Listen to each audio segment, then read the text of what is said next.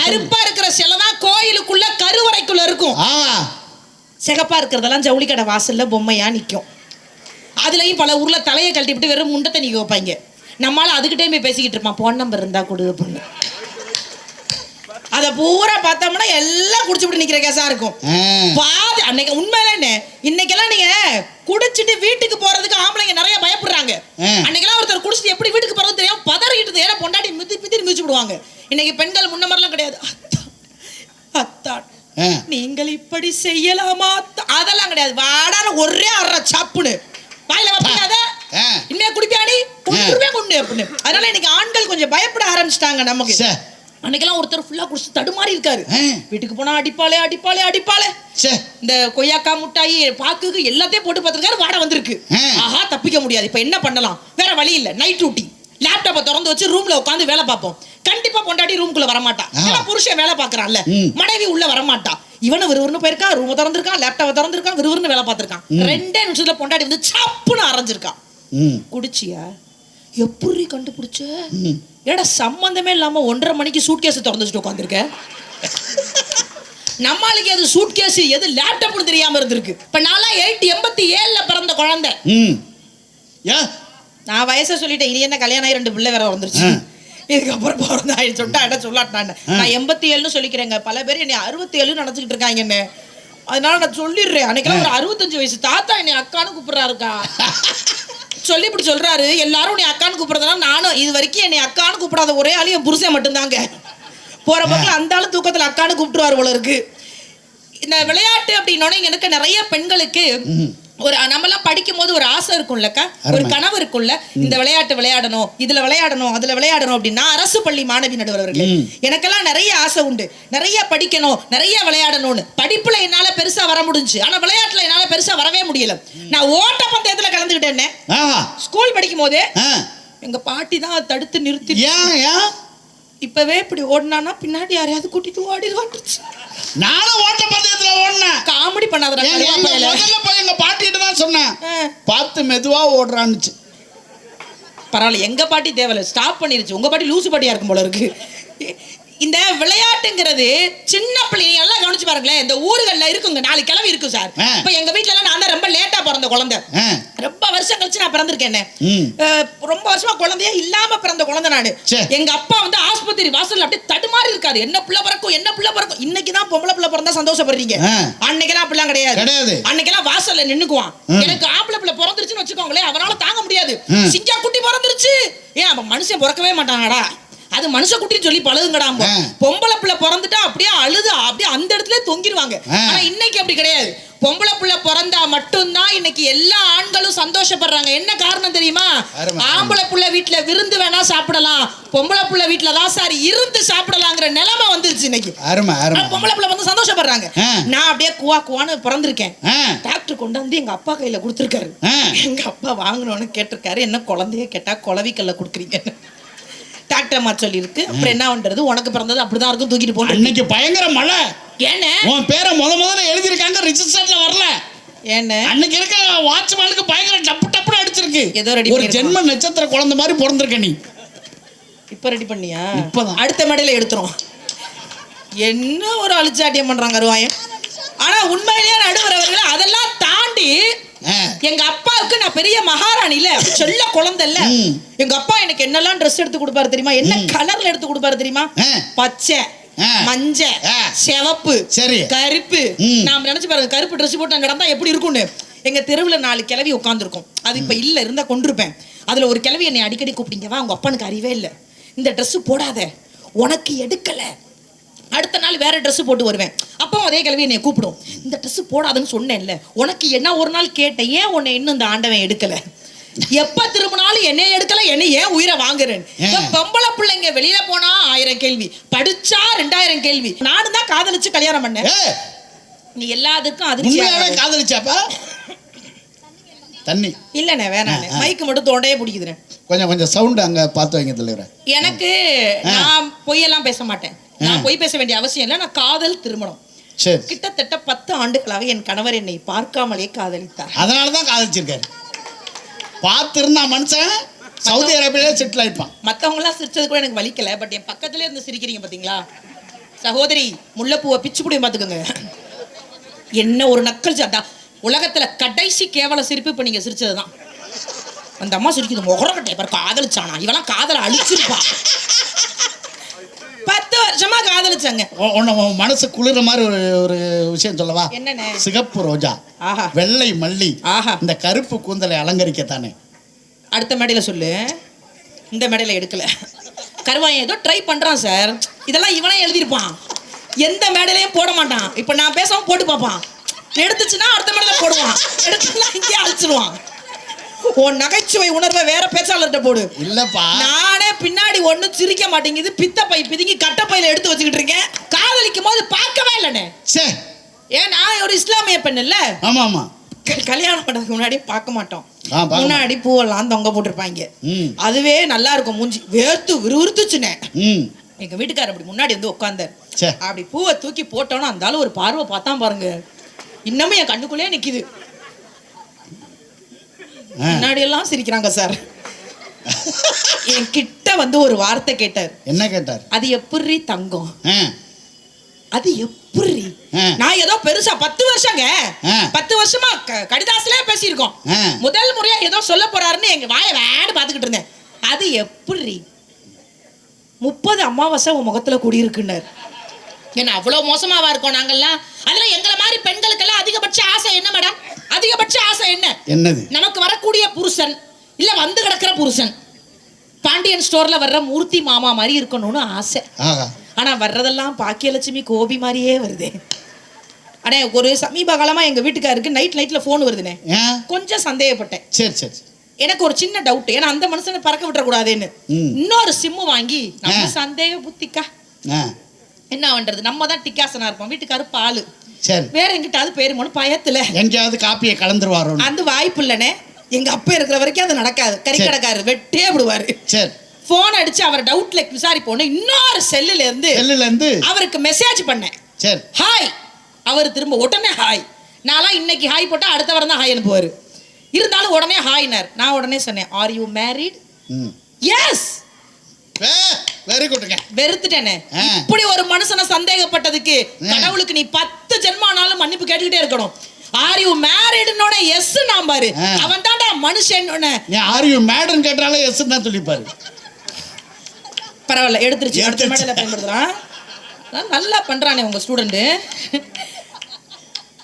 R you married அப்படினே yes அப்படினே சந்தோஷப்பட்டேன். அடுத்து கேட்டேன் வேர் இஸ் யுவர் ஒய்ஃப்னு, ஷீ இஸ் டெத்னு போட்டாயா. அப்பதான் நான் முடிவு பண்ணேன், ஆத்தாடி ஆத்தோ நம்மால ரெடியா தான் இருப்பான் போல இருக்குன்னு. அண்ணோ உங்க மனைவி பேரு சந்திரலேகா? சந்து. மனைவி பேரு பவளக்கொடி? பவளம், பவளக்குட்டி. அண்ணி பேர் என்ன? சங்கீதா. அப்ப மட்டும் எப்படி சிரிக்கிறான் பாரு. ஏன்னா வீடியோ பொண்டாட்ட காமிக்கிறோம்ல, உன் பேரை சொல்லும் போது நான் நல்லா இழுச்சேன். எங்க அன்னைக்கு தெரியும் நீ இழுச்ச வாயன்னு. சங்கீதா அப்படி கூப்பிடக்கூடாது. சங்கின்னு கூப்பிட்டா அப்ப தப்பாயிடும். ஏன்னு அது வேற அர்த்தம். ஐயோ, அண்ணிய செல்லமா கூப்பிடுனே. சங்கிமா, மங்கிமா. கரெக்ட், சங்கிக்கு மங்கி தானே. காலையில எந்திரிச்சு கண்ணை முடிக்குவார், தங்க குட்டி அப்படிம்பாரு. பின்னாடி எங்க மாமியார் சொல்லும், கழுத குட்டி போய் தங்க குட்டி நான் பாருங்க. நான் அப்படியே ஜங்குன்னு வந்து வாசல்ல நிப்பேன், மாமா வந்துட்டேன் கண்ணை தொடங்கம்பேன். கண்ணை திறந்து பாப்பாரு, திரும்பி தூங்கிடுவார். நான் பார்த்தேன் லூசி எந்திரிச்சு போகணும் வேலைக்கு, இது என்ன எந்திரிச்சு போகாம என் மூஞ்சியை பார்த்து தூங்குதுன்னு ஒரு நாள் கேட்டேன். ஏங்க கண்ணை திறந்து பார்த்துட்டு திரும்ப தூங்கிடுறீங்களே ஏங்கன்னு. இல்ல முழிச்சு பார்ப்பேன், இருட்டா இருக்கும்னு விடியலன்னு பார்த்து தூங்கிடுவேன்ட்டாரு. எப்படி கடைசி வரைக்கும் நான் அந்த ஆளுக்கு விடியா மூஞ்சியாவே வாழ்ந்திருக்கேங்க. ஒரு புள்ள வர்ணிக்கல. ஏன் உண்மையான தங்கச்சின்னா எங்க அண்ணனுக்கு புடவை கட்டினா என்ன மாதிரியே இருக்கும். பார்ப்பதற்கு பொன்வண்டாய் நானு, பழகுவதற்கு கற்கண்டாய் எங்கள் அணிக்கு பூச்செண்டாய். என்னம்மா 182 பேர் அங்க போய் ஒரு ஆளா உட்காந்துருக்கு. எங்கள் அணிக்கு பூச்செண்டாய், எதிரணிக்கு அணுகுண்டாய், மொத்தத்தில் கருவண்டாய் அமர்ந்திருக்கக்கூடிய நடுவர் அவர்களே. மேக்கப் எல்லாம் நீங்க என்ன பார்க்க மாட்டீங்களா? என்ன பார்க்க மாட்டீங்களாவா? என்னன்னு எவ்வளவு அசிங்கமா ஓப்பனா ஒத்துக்கிட்டீங்க. என்ன ஒரு பேச்சு வந்ததுல இருந்து என்னையவே நிறைய திட்டிருக்கீங்க நீங்க. ஒரு பாட்டி பேசுறத இன்னொரு பாட்டி தானே வீடியோ எடுக்க முடியும். டிவில கூட நல்லா இருந்தா கரும நேர்ல கன்றாவியா இருக்கானுச்சு. என்ன அவ்வளவு நான் வேற ஸ்பீடா வந்ததுனால அந்த இடத்துல டக்குன்னு கடந்து வந்துட்டேன். இல்லனா திரும்பி சண்டை போட்டு வந்திருப்பேன் நானு. என்ன அவ்வளவு கன்றாவியாவா இருக்கேன் நானு? எவ்வளவு அழகா மேக்கப் போட்டு வந்திருக்கோம். உன்னை பத்தி ஒரு வார்த்தை வர்ணிச்சாங்களா அண்ணே? வர்ணிக்கலையம்மா. எங்க சொர்க்கானே கூட உன்னை வர்ணிக்கல அண்ணே. பேசவே இல்லையா அண்ணே? அவர் என்னுடைய ஆசிரியர்மா. அவர்கிட்ட தான் நான் PhD படிக்கிறேன். அதுக்கு நீ படிக்காம இருந்திருக்கலாம். அவர் நல்ல மனுஷன். வேற ஏதாவது ஒரு ஸ்டூடெண்ட உருவாக்கி இருப்பாரு. உன்னே உருவாக்கி உட்கார வச்சு எங்க உயிரை வாங்கிட்டு இருக்காரு. அழகா அமர்ந்து நல்லா சிரிக்கிறீங்க. அதுலயும் பல பாட்டி என்னைய போன்ல வீடியோ எடுக்கிறீங்க. என்ன கருமம் தெரியுது உங்களை சொல்லட்டாலி. ஏன் அந்த பாட்டி எடுக்க தெரியுமா? ஏன் ஒரு பாட்டி பேசுறத இன்னொரு பாட்டி தானே வீடியோ எடுக்க முடியும். அதுலயே நான் தான், நீங்க எல்லாம் முன்னாடி வந்துட்டீங்க. ஒரு காவல்துறை மேடம்கிட்ட தான் கேட்டேன், மேடம் எந்த பக்கம் போகணும்னு. இப்படி போங்கன்னாங்க. அப்படி குறுக்க வர்றேன், அந்த கூடுதல திரும்பி வரும்போது கண்டுபிடிச்சிடுறேன், குரல் தெரியும். அதுல ஒரு அம்மா சொல்லுது, டிவியில கூட நல்லா இருந்தா கரும நேரில் கன்றாவியா இருக்கான்னுச்சு. என்ன அவ்வளவு நான் வேற ஸ்பீடா வந்ததுனால அந்த இடத்துல டக்குன்னு கடந்து வந்துட்டேன். இல்லனா திரும்பி சண்டை போட்டு வந்திருப்பேன் நானு. என்ன அவ்வளவு கன்றாவியாவா இருக்கேன் நானு? எவ்வளவு அழகா மேக்கப் போட்டு வந்திருக்கோம். எனக்கு இன்னைக்கு இன்னும் கூடுதல் சந்தோஷம். எப்பவுமே படப்பிடிப்பவர்கள் வெறும் ஆண்களாகவே இருப்பாங்க. இன்னைக்கு ஒரு அன்பு சகோதரி நடுவுல நின்று படம் பிடிச்சிட்டு இருக்காங்க. எனக்கு கூடுதல் சந்தோஷமா இருக்கு.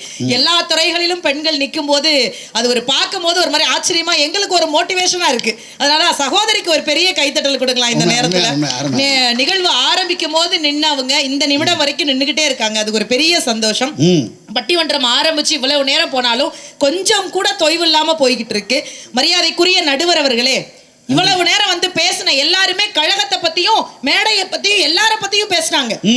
யாராவது உங்களை பத்தி பேசினாங்களா? இல்ல, யாரும் ஒரு வார்த்தை பேசலாமா என்னைய பத்தி? உன்னை பத்தி ஒரு வார்த்தை வர்ணிச்சாங்களா அண்ணே? வர்ணிக்கலையம்மா. எங்க சொர்க்கானே கூட உன்னை வர்ணிக்கல அண்ணே. பேசவே இல்லையா? அவர் என்னுடைய ஆசிரியர்மா. அவர்கிட்ட தான் நான் PhD படிக்கிறேன். அதுக்கு நீ படிக்காம இருந்திருக்கலாம். அவர் நல்ல மனுஷன். வேற ஏதாவது ஒரு ஸ்டூடெண்ட உருவாக்கி இருப்பாரு. உன்னே உருவாக்கி உட்கார வச்சு எங்க உயிரை வாங்கிட்டு இருக்காரு. என்னண்ணே ஜிபே எல்லாம் 500 ரூபா போட்டாரு. என்ன கன்றாவி, எல்லாருமே 500 ரூபாய் இறங்கிட்டீங்க. என்னையா மேடையா ஒரு 500 ரூபாய் மேடையா இருக்கு அண்ணே. உங்களை பத்தி வர்ணிக்க, அதாவது உண்மையிலே நீ மேடையில சொன்னல தங்கச்சி தங்கச்சின்னு, நான் தானே உன்னுடைய உண்மையான தங்கச்சி. ஒரு புள்ள வர்ணிக்கல. ஏன் உண்மையான தங்கச்சின்னா, எங்க அண்ணனுக்கு புடவை கட்டினா என்ன மாதிரியே இருக்கும். இப்ப ஒண்ணும் இல்ல, நான் வேட்டி சட்டை போட்டு நடுவில் உட்காந்தனா என்ன பழனி இழைச்சிட்டாப்லம்பாங்க. அந்த மாதிரிதான் நாங்க இருப்போம். 2 பேரும் ஒட்டி பிறந்த இரட்டை பிறவிகள். ஆனா நான் எங்க அண்ணனை வர்ணிக்காம பட்டிமன்றத்துக்குள்ள போக மாட்டேன். நீ வர்ணிமா. பார்ப்பதற்கு பொன்வண்டாய், நானு பழகுவதற்கு கற்கண்டாய், எங்கள் அணைக்கு பூச்செண்டாய். என்னம்மா 182 பேர் அங்க போய் ஒரு ஆளா உட்கார்ந்துருக்கு.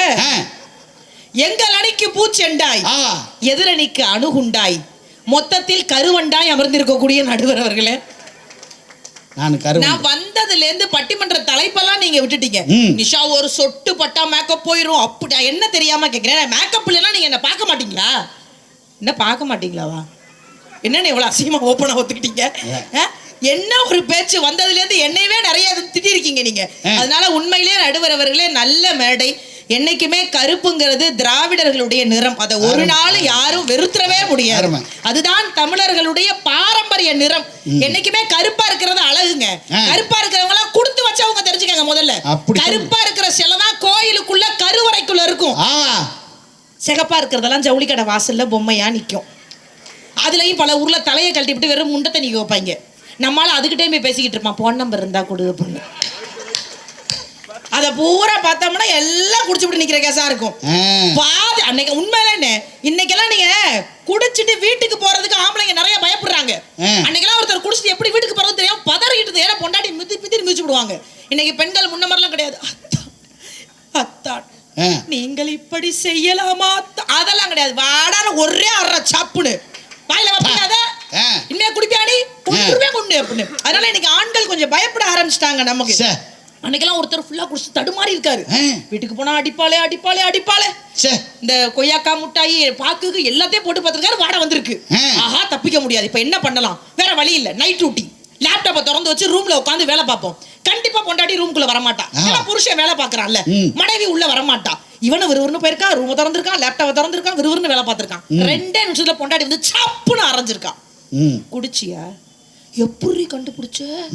ஏடா சம்பந்தமே இல்லாம 1:30 மணிக்கு சூட்கேஸ் திறந்து வச்சுட்டு உட்காந்துருக்க. நம்மளுக்கு எது சூட்கேஸ் எது லேப்டாப்னு தெரியாம இருந்திருக்கு. இந்த மாதிரி ஆட்கள் எல்லாம் நாங்க பார்த்துட்டு வந்தாலும் எங்களுக்கு ஒரு பெரிய சந்தோஷம் என்ன தெரியுமா, உண்மையிலேயே நிறைய அமைச்சர்களோடு நிறைய அமைச்சர்கள் நாங்க நேரடியா பழகுனது கிடையாது. ஒரு சில அமைச்சர்களோடு நேரடியா பழகிருக்கோம், நேரடியா பார்த்திருக்கோம். இப்போ வந்து உட்கார்ந்த அடுத்த நொடி அண்ணன், அந்த ஒரு அண்ணன் அப்படிங்கிற வார்த்தை அண்ணன் சொன்ன மாதிரி நாங்க 2006 திராவிட முன்னேற்ற கழகத்தினுடைய எல்லா பட்டிமன்றங்கள்லையும் நாங்க பேசிக்கிட்டு இருக்கோம். ஒரு தங்கைக்கு என்ன மரியாதை கொடுக்க வேண்டும், தங்கை வீட்டில் என்ன நடந்தாலும் ஒரு அண்ணனாக நிற்க வேண்டும் என்று மரியாதைக்குரிய எங்களுடைய அண்ணன் மாசு அண்ணன் எல்லா நேரங்கள்லயுமே எங்க கூடவே பயணிச்சுக்கிட்டே இருப்பார். அதனாலதான் இன்றைக்கும் கூட நிறைய பெண்களுக்கு அவர் ஒரு அண்ணனாகவே இருக்கிறார். இந்த நேரத்துல என்னுடைய அண்ணனுக்கு ஒரு பெரிய நன்றியை தெரிவித்துக் கொண்டு, செங்கதிர்கள் கரங்களில் உதித்த உத்தமர், விடியல் ஆட்சியின் ஆளுமை வித்தகர், அரசியல் என்பது முதிர்ந்தவர்களுக்கு என்று இளங்கன்றுகள் ஒதுங்கும் போது இளம் காளையாய் களம் கண்ட வீரர். இன்று இவர் பின் லட்சக்கணக்கான இளைஞர்கள். இவர் கண்ணசைவுக்கு களப்பணியாற்ற எத்தனையோ ஆயிரம் தொண்டர்கள். இவர் சிந்தனையும் மக்களுக்காக, செயலும் மக்களுக்காக. உங்கள் குழந்தை சிரிப்பில் நீங்கள் தரும் நம்பிக்கை, அதுதான் எங்கள் தலைவன் மொழி. எங்கள் அண்ணன் உதயநிதி மரியாதைக்குரிய துணை முதல்வர் அவர்களுக்கு என்னுடைய சார்பாகவும் பட்டிமன்றத்தின் சார்பாகவும் இனிய பிறந்தநாள் வாழ்த்துக்களை தெரிவித்துக் கொண்டு, நடுவர் அவர்களே, நிறைய விஷயங்கள் இருக்கு இங்க. நிறைய நம்ம பேசிக்கிட்டு இருந்தோம்ல, இந்த விளையாட்டு ஒரு விளையாட்டுத்துறை அமைச்சர் அவர்கள். இந்த விளையாட்டு அப்படின்னு சொன்ன உடனேயே இங்க நிறைய பெண்கள் இருக்கும். இப்ப நான்லாம் 87 பிறந்த குழந்தை. நான் வயசை சொல்லிட்டேன், இனி என்ன கல்யாணம் ஆகி 2 பிள்ளை வேற வந்துருச்சு. இதுக்கப்புறம் பிறந்த சொல்லிட்டா சொல்லாட்டான். நான் 87 சொல்லிக்கிறேங்க. பல பேர் என்னை 67 நினைச்சுக்கிட்டு இருக்காங்க என்ன. அதனால நான் சொல்லிடுறேன். அன்னைக்கெல்லாம் ஒரு 65 வயசு தாத்தா என்னை அக்கான்னு கூப்பிடுறாருக்கா. சொல்லி இப்படி சொல்றாரு. எல்லாரும் உன்னை அக்கான்னு கூப்பிடுறதுனால நானும் இது வரைக்கும் என்னை அக்கான்னு கூப்பிடாத ஒரே ஆளு என் புருஷன் மட்டும்தாங்க. போற பக்கம் அந்த ஆளு தூக்கத்துல அக்கான்னு கூப்பிட்டுருவாரு போல இருக்கு. இந்த விளையாட்டு அப்படின்னோட எனக்கு நிறைய பெண்களுக்கு ஒரு நம்மலாம் படிக்கும் போது ஒரு ஆசை இருக்கும்லக்கா, ஒரு கனவு இருக்கும்ல, இந்த விளையாட்டு விளையாடணும், இதுல விளையாடணும், அதுல விளையாடணும் அப்படின்னா. அரசு பள்ளி மாணவி நடுவர்களே, எனக்கெல்லாம் நிறைய ஆசை உண்டு, நிறைய படிக்கணும், நிறைய விளையாடணும்னு. படிப்புல என்னால பெருசா வர முடிஞ்சு, ஆனா விளையாட்டுல என்னால பெருசா வரவே முடியல. நான் ஓட்ட பந்தயத்துல கலந்துக்கிட்டேன் ஸ்கூல் படிக்கும் போதே.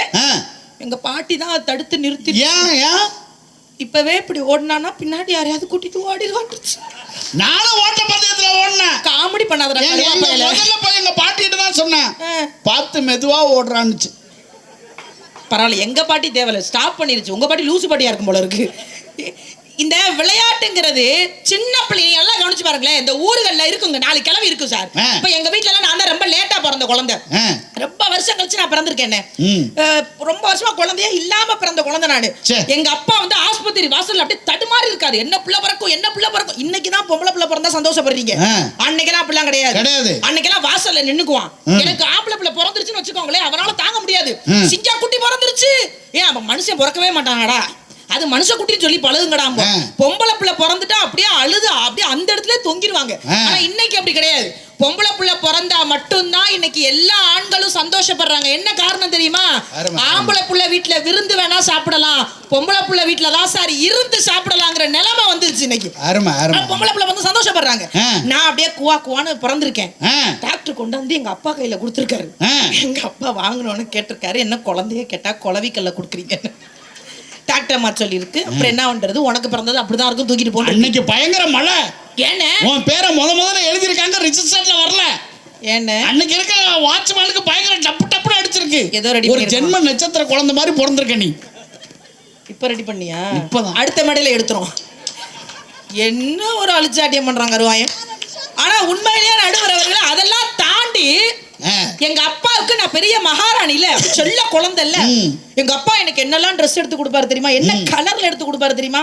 பச்சை, மஞ்சள், சிவப்பு, கருப்பு. நாம நினைச்சு பாருங்க, கருப்பு ட்ரெஸ் போட்டு நடந்தா எப்படி இருக்கும்னு. எங்க தெருவுல 4 கிழவி உட்காந்துருக்கும். அது இப்ப இல்ல, இருந்தா கொண்டிருப்பேன். அதுல ஒரு கிழவி என்னை அடிக்கடி கூப்பிட்டீங்கவா, உங்க அப்பனுக்கு அறிவே இல்ல, இந்த ட்ரெஸ் போடாத, உனக்கு எடுக்கல. அடுத்த நாள் வேற ட்ரெஸ் போட்டு வருவேன். அப்போ அதே கிழவி என்னை கூப்பிடும், இந்த ட்ரெஸ் போடாதுன்னு சொன்னேன்ல, உனக்கு என்ன ஒரு நாள் கேட்டேன், ஏன் உன்னை இன்னும் இந்த ஆண்டவன் எடுக்கல, எப்ப திரும்பினாலும் என்னை எடுக்கல, என்ன ஏன் உயிரை வாங்குறேன். பொம்பளை பிள்ளைங்க வெளியில போனா 1000 கேள்வி, படிச்சா 2000 கேள்வி. இவ்வளவு விளையாட்டுல ஏகப்பட்ட பிரச்சனை. இன்னைக்கு என்ன தெரியுமா பெரிய சந்தோஷமா இருக்கு, எந்த பக்கம் திரும்பினாலும் விளையாட்டுல கோல்டு மெடல் அடிக்கக்கூடிய பெண் பிள்ளைகளை பாக்குறோம். ஆண் பிள்ளைகளும் இருக்காங்க. நான் பாத்துட்டேங்கன்னா ஆண் பிள்ளைகள் இருக்காங்க. ஆனா பெருமை என்ன தெரியுமா, நம்மளால வர முடியல. நீங்க காசிமாவை பத்தி சொன்னீங்கன்னா, காசிமாவோட நான் ஒரு நிகழ்ச்சியில பங்கெடுத்தேன். சகோதரி உண்மையிலே நல்ல குழந்தைவ. நான் அவ கூட பயணிக்கும் போது நான் அவகிட்ட கேட்டேன், பக்ரீன் வரைக்கும் போனோம் அவ கூட நிகழ்ச்சிக்கு, சரி அபுதாபி போனோம். அப்ப அவ கூட நான் போகும்போது பக்கத்துல ஃபிளைட்ல உட்காந்துருந்தா. முதல்ல அவகிட்ட நான் ரொம்ப பேசல, ஏன்னா இந்த விளையாட்டுல ஜெயிச்சவங்களாம் 2 வார்த்தைக்கு மேல பேச மாட்டாங்களா அப்படின்னு தப்பா நினைச்சிட்டேன். அவ என்ன மாதிரியே வாயாடியா தான் இருந்தா. பக்கத்துல உட்காந்து பேசும்போது நான் கேட்டேன், கேரம்ங்கிறது ரொம்ப கஷ்டமான விளையாட்டுல நடத்தவங்க, அது எப்படி உன்னால விளையாட முடிஞ்சது? அதுலயும் தனியிலையும் அவ வின் பண்ணிருக்கா, ரெட்டையர்லயும் வின் பண்ணிருக்கா, குரூப்லயும் வின் பண்ணிருக்கா, இவ்வளவு பெரிய வெற்றியை வாங்கினிய தங்கம், உன்னால எப்படி முடிஞ்சிச்சுன்னு சொல்லும் போது அந்த குழந்தை ரொம்ப அழகா சொன்னாக்கா, எங்க அப்பா ஆட்டோ ஓட்டுறாரு, எங்க அப்பா ஆட்டோ ஓட்டுறாரு. அந்த ஆட்டோ எங்களுக்கு சொந்த ஆட்டோலாம் கிடையாது, எங்களுக்கு சொந்த வீடும் கிடையாது, எங்க கிட்ட எதுவுமே கிடையாது. அவகிட்ட இருந்தது நம்பிக்கை மட்டுங்கிறது அவ கண்ணுல நல்லாவே தெரிஞ்சுதுங்க. எங்க கிட்ட ஒண்ணும் கிடையாது. எங்க அப்பா ஆட்டோ ஓட்டிட்டு வீட்டுல வந்து படுப்பாரு. அதிகபட்சம் அவங்க அப்பாவும் எங்க கூட பயணிச்சாரு. அவருடைய கையெல்லாம் அப்படியே மரத்து போயிருந்ததுங்க. இரவு முழுக்க தண்ணி குடிச்சு பேசுறியா? வேணானே, உன் பாசத்துக்கு ரொம்ப நன்றி. இரவு முழுக்க பகல் முழுக்க அப்படியே வண்டி ஓட்டுவாரு. கையெல்லாம் மரத்து போச்சு. வாழ்க்கை முழுக்க எங்களுக்காக உழைச்சவருக்கு ஒரு சொந்த ஆட்டோ வாங்கி கொடுக்கணுங்கிறது மட்டும்தான்க்கா என் கனவா இருந்தது. என் அப்பாக்காக தான் நான் விளையாண்டேன். ஒவ்வொரு கேரம் நகர்த்தும் போதும் என் குடும்ப கஷ்டம் என் கண்ணுக்கு முன்னாடி வந்து போகும்னு சொன்னால, அந்த காசிமாவை அழைத்து நம்முடைய துணை முதல்வர் அவர்கள், நம்முடைய முதல்வர் அவர்கள் 1 கோடி பரிசு கொடுத்தாங்கன்னா, நடுவர் அவர்களே, அது அவள் உழைப்பிற்கும் நம்பிக்கைக்கும் கிடைத்த மிகப்பெரிய வெற்றி இல்லையா? இது எவ்வளவு பெரிய விஷயம். நீங்க சகோதரி கீர்த்தனாவை சொன்னீங்க, அவ வின் பண்ணிட்டு வரும்போது அவளுடைய முதல் பதிவு என்ன தெரியுமா, அவ வாங்கின கோப்பையை வைக்க வீட்டுல இடம் இல்லைங்க. எவ்வளவு நான் இங்க இருக்கக்கூடிய ஆண்கள் பெண்கள் எல்லார்ட்டையும் சொல்றேன், நம்ம பிள்ளைங்களுக்கு முதல்ல இந்த வசதியை காட்டி வளர்க்காதீங்க. நீங்க எல்லாம் இருந்தும் படிக்காம இருக்கிறதெல்லாம் ரொம்ப கொடூரங்க. அந்த குழந்தையோட வீடு எந்த அளவுக்கு ஏழ்மையா இருக்கும். படிப்புலையும் விளையாட்டுலையும் இவ்வளவு உயரத்துல இருக்கால கீர்த்தனா, கீர்த்தனாவை நம்ம பிள்ளைங்களுக்கு சொல்லி கொடுப்போம். அவ வாங்கின மெடலை வைக்க வீட்டுல இடம் இல்லாம இன்னைக்கு நம்முடைய துணை முதல்வர் அவர்களும் முதல்வரும் அவளையும் கூப்பிட்டு 1 கோடி ரூபாய் பரிசு தொகை கொடுத்திருக்காங்கன்னா, நடுவர் அவர்களே, இதெல்லாம் எங்களை மாதிரி பெண்களை விளையாட்டு துறையில ஊக்கப்படுத்துறதுக்கான ஒரு மிகப்பெரிய விஷயம் இல்லையா? அதுலயும் தாத்தா சொத்து பேரனுக்கு சொந்தம்னு சொல்லுவாங்கல்ல, தாத்தா சொத்து பேரனுக்கு சொந்தம். தாத்தாவினுடைய அறிவும் பேரனுக்கு அப்படியே வந்திருக்குங்க. தாத்தாவினுடைய செயலும் பேரனுக்கு அப்படியே வந்திருக்குங்க. அதனாலதான் அவர் செய்யக்கூடிய எத்தனையோ விஷயங்களை அவரும் செஞ்சுக்கிட்டு இருக்காரு. அதுல எனக்கு ரொம்ப பிடிச்ச விஷயம் என்ன தெரியுமா, நாமெல்லாம் கடற்கரைக்கு போயிருப்போம், நமக்கு கடலை பாக்குறது ரொம்ப பிடிக்கும். எனக்கு இந்த மெரினா பீச்சுக்கு போனா அந்த லவ்வர்ஸை பார்த்தா வெறுப்பா இருக்கும். கருமா அவங்க தாங்க கடல் பூரா இருக்கா. ஏங்க எனக்கு ஒரு டவுட், 1 மணி உச்சி வெயில்ல என்னடா பேசுவீங்க? காதலிக்கும் போதே பேசிட்டீங்கன்னா கல்யாணத்துக்கு அப்புறம் கரும என்னடா பேசுவீங்க? நாங்க இந்த பனை மரம் நடுதல்னு சமீபத்துல போயிருந்தோம். 1 கோடி பனை விதை அப்படிங்கிற ஒரு விஷயமா நாங்க மெரினா பீச் முழுக்க, நீங்க என்னுடைய சோசியல் மீடியால பாத்துருந்தீங்கன்னா தெரியும், நாங்க அந்த வேலையா பீச்ல தெரிஞ்சோம். நான் கருத்து போயிட்டேனே அதுல அலைஞ்சு. இந்த மாதிரி காமெடியை விட்டுரு. ஒரு போட்டு கிட்ட விதைய போடலான்னு போறேன். அங்க ஒருத்தன் சொல்றான், சிஸ்டர் கடலையே போட்டிருக்கானே. அவன் மெதுவா சொன்னான், சிஸ்டர் அந்த பக்கம் போங்கன்னா. ஏன்டானே நீங்க விதைச்சா நான் வெக்கப்பட்டு நோண்டி எடுத்துருவேன்னா. ஏன்டா நான் விதைக்கிறேன் நீ நோண்டி வேற எடுக்கிறியாடு. பீச் முழுக்க இவங்க இந்த வேலையை தான் சார். என்னன்னே இப்ப நானும் தான் காதலிச்சு கல்யாணம் பண்ணேன். நீ எல்லாத்துக்கும் அதிர்ச்சியாவே காதலிச்சாப்பா? தண்ணி இல்லண்ணே வேணாண்ணே, மைக்கு மட்டும் தோண்டையே பிடிக்குதுண்ணே. கொஞ்சம் சவுண்ட் அங்க பார்த்து வைங்க தலைவரே. எனக்கு நான் பொய்யெல்லாம் பேச மாட்டேன், நான் பொய் பேச வேண்டிய அவசியம் இல்லை. நான் காதல் திருமணம் கிட்டத்தட்ட 10 ஆண்டுகளாக என் கணவர் என்னை பார்க்காமலே காதலித்தார். அதனாலதான் காதலிச்சிருக்காரு.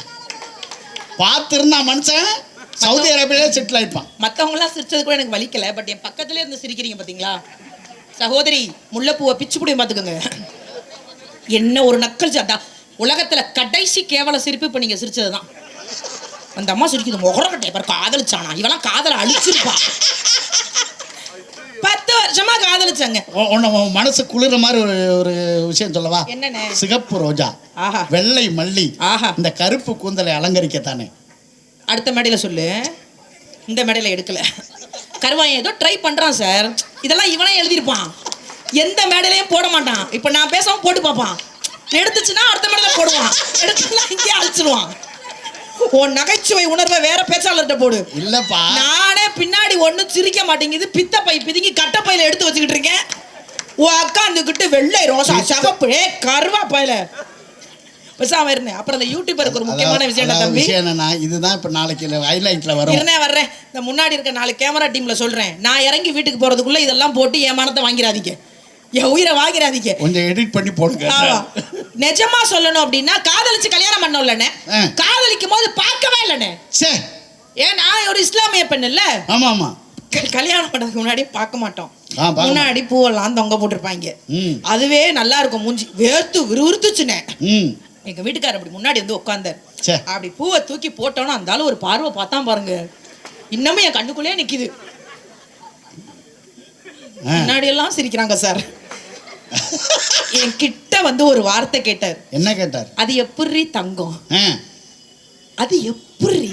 நான் ஏதோ பெருசா 10 வருஷங்க 10 வருஷமா கடிதாசிலே பேசியிருக்கோம். முதல் முறையா ஏதோ சொல்ல போறாருன்னு எங்க வாயை வேடு பாத்துக்கிட்டு இருந்தேன். அது எப்படி 30 அமாவாசை உன் முகத்துல குடியிருக்குன்னார். ஏன்னா அவ்வளவு மோசமாவா இருக்கோம் நாங்கெல்லாம். அதுல எங்களை மாதிரி பெண்களுக்கெல்லாம் அதிகபட்ச ஆசை என்ன மேடம்?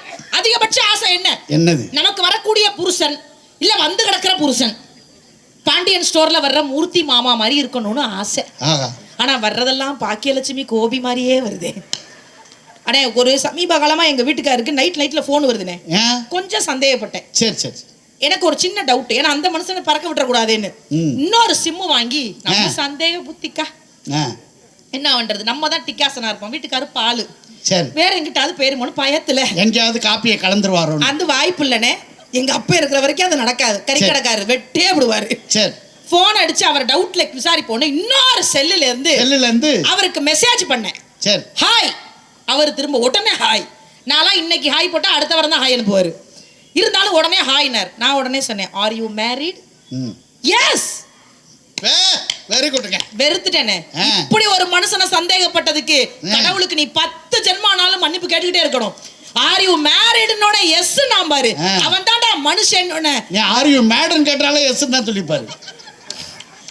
பரவாயில்ல, எடுத்துருச்சு. அடுத்த மேடல பயன்படுத்துறான். நல்லா பண்றானே உங்க ஸ்டூடெண்ட். ஆர் யூ மேரிட் அப்படினே எஸ் அப்படினே சந்தோஷப்பட்டேன். அடுத்து கேட்டேன், வேர் இஸ் யுவர் வைஃப்னு, ஷீ இஸ் டெத்னு போட்டாயா. அப்பதான் நான் முடிவு பண்ணேன், ஆத்தாடி ஆத்தோ நம்மால ரெடியா தான் இருப்பான் போல இருக்குன்னு. என்னன்னா வீடுகள்ல ஏகப்பட்ட பிரச்சனை இருக்குங்க. அதிகபட்சமா எங்க பெண்கள், இங்க நிறைய ஆண்கள் இருக்கீங்க, எல்லாம் என்னுடைய சகோதரர்கள் தான். வீட்டுல சண்டை வராம இருக்கிறதுக்கு நிறைய டிப்ஸ் இருக்கு, ஃபாலோ பண்ணீங்கனாலே போதும். அண்ணே அதிகபட்சமானே நீங்க உங்க மனைவியை பாராட்டுவீங்க. என்னைக்காவது உங்க மனைவி பேரை செல்லமா எப்படிக்காவது கூப்பிட்டுருக்கீங்களானே? யாராவது கூப்பிடுறீங்களா?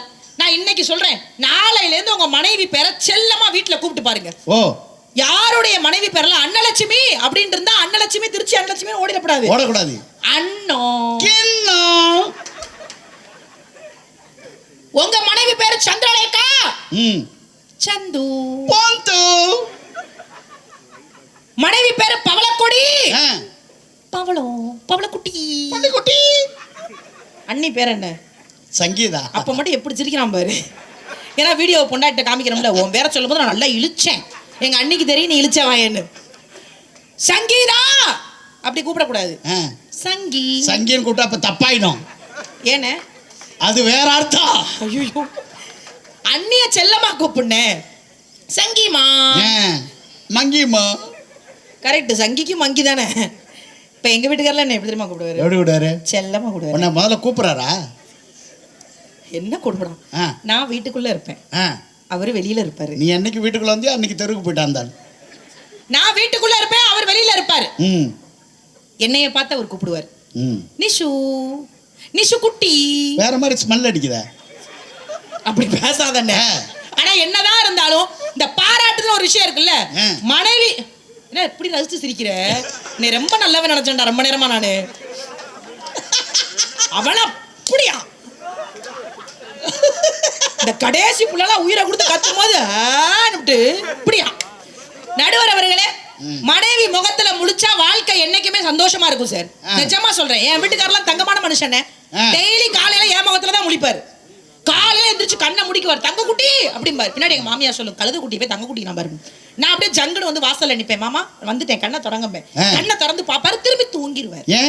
நான் பார்த்தேன், லூசு எந்திரிச்சு போகணும் வேலைக்கு, இது என்ன எந்திரிச்சு போகாம என் மூஞ்சியை பார்த்து தூங்குதுன்னு ஒரு நாள் கேட்டேன். ஏங்க கண்ணை திறந்து பார்த்துட்டு திரும்ப தூங்கிடுறீங்களே ஏங்கன்னு. இல்ல முழிச்சு பார்ப்பேன், இருட்டா இருக்கும், ஒண்ணு விடியலன்னு பார்த்து தூங்கிடுவேன்ட்டாரு. எப்படி கடைசி வரைக்கும் நான் அந்த ஆளுக்கு விடியாமூஞ்சியாவே வாழ்ந்திருக்கேங்க. பல பிரச்சனை இருக்கு. இந்த காதல்ங்கிற ஒரு விஷயம் நான் ஏன் தெரியுமா பீச்ல சொன்னேன். இப்ப சமீபத்துல அதை நான் பார்த்தேங்க, வெறுத்து போயிட்டேன் அந்த பீச்சுக்கு போய். நான் என்னடா இப்படி உட்காந்துருக்கீங்க, உங்களோட நம்பி காலேஜுக்கு அனுப்புறமே அப்படின்னு. ஆனா அந்த பீச்ல இப்ப உங்களை மாதிரி ஆட்களுக்கும் என்னை போன்றவர்களுக்கும் சட்டுன்னு போய் மன கஷ்டத்தையோ இல்ல கால் நலைச்சு ஏதோ ஒரு சந்தோஷத்தை நம்ம பகிர்ந்துக்க முடியும். எல்லோருக்கும் அலை பிடிக்கும், கடல் பிடிக்கும், தண்ணி பிடிக்கும். ஆனால் மாற்றுத்திறனாளிகள் அங்கு செல்ல வேண்டும், அவர்களுக்கும் அந்த வழி இருக்கும், அவர்களும் அங்க போய் கால் நலைக்க வேண்டும் என்பதை நம்முடைய துணை முதல்வர் அவர்கள் தான் அதை கொண்டு வந்தார்கள் என்பதில் ஆக சிறந்த பெருமை உண்டு. அது மரப்பலகையில் இருந்தது, இப்போ தற்சமயமா அது இரும்பு பலகையாக மாத்திக்கிட்டு இருக்காங்க.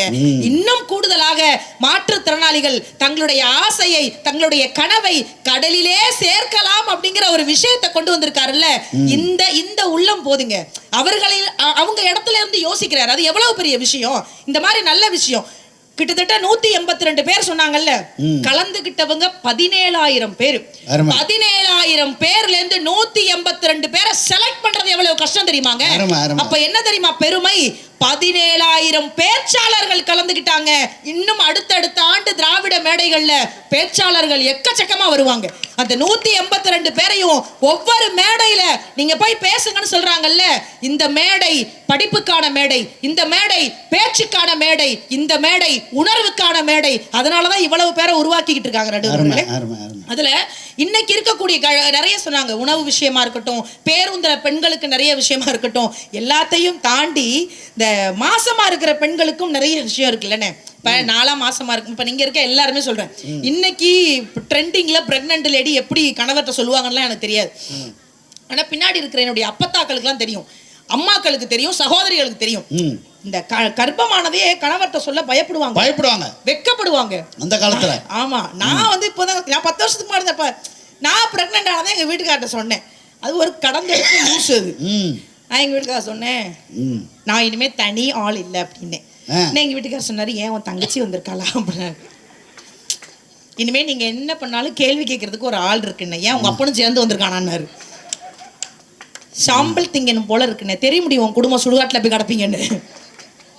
மாங்காய் திங்கணும், மொகர கட்ட, சோறு திங்க மாட்டியா? அப்ப நான் சொன்னேன், லூசு பையில மாசமா இருக்கேன்டா அப்படின்னு.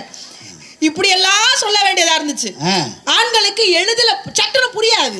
இதெல்லாம் எப்ப தெரியுமா மேடம், நம்ம அப்ப once upon a time long ago. இப்ப கன்சீவா இருக்கிறத ஹஸ்பண்ட சொல்றது இல்ல. First Instagram live pregnancy test. Friends பிரெக்னன்ட்டா இருக்கேன் ஃப்ரெண்ட்ஸ். எப்படி அவளுக்கு நான் வந்து உனக்கு சீர் செய்ய போறாளுங்க. ஏகப்பட்ட பிரச்சனை இன்னைக்கு இந்த சோசியல் மீடியால வந்துருச்சுங்க.